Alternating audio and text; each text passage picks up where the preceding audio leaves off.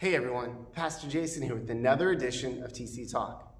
My question for you today is, have you ever fought in a battle? Now, I don't necessarily mean like a fist fight in the schoolyard or anything like that. In one way or another, all of us could say, well, yeah, I've been in some sort of battle, what has felt like a battle.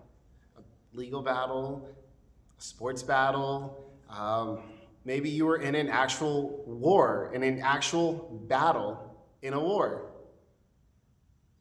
But here's the thing, all of us are dealing with a war right now. We don't see it, but we see the effects of it.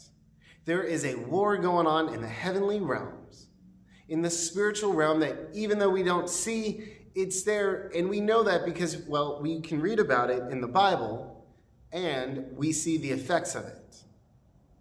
You see, Ephesians chapter 6, verses 12, Paul writes, "For our struggle is not against flesh and blood, but against the rulers, against the authorities, against the powers of this dark world, and against the spiritual forces of evil in the heavenly realms."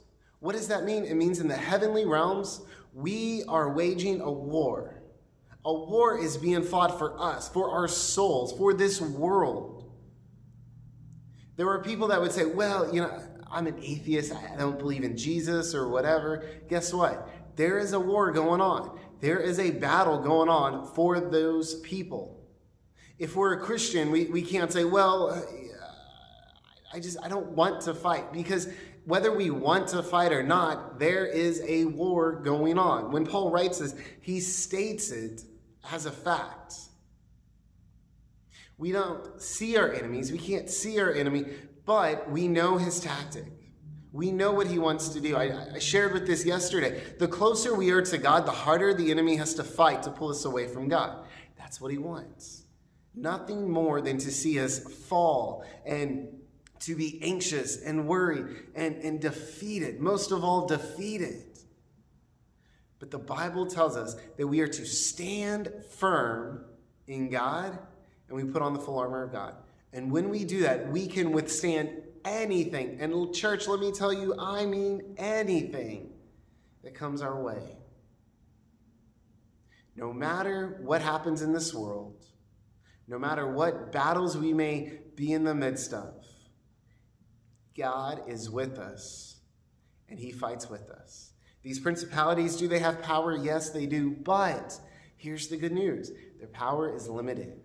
Because of what Jesus Christ did on the cross, he defeated these principalities, these dark forces. He defeated them. He went to the gates of hell and he says, I now own you. You are under my control. And because Jesus did that, we share in that victory. When we accept him into our hearts, we too can defeat sin. Not on our own power, not on our own strength, but by his power, by his strength. Church, as you go throughout this week, I want you to remember this. There is a war going on for our very souls, for our world, and we are called to fight.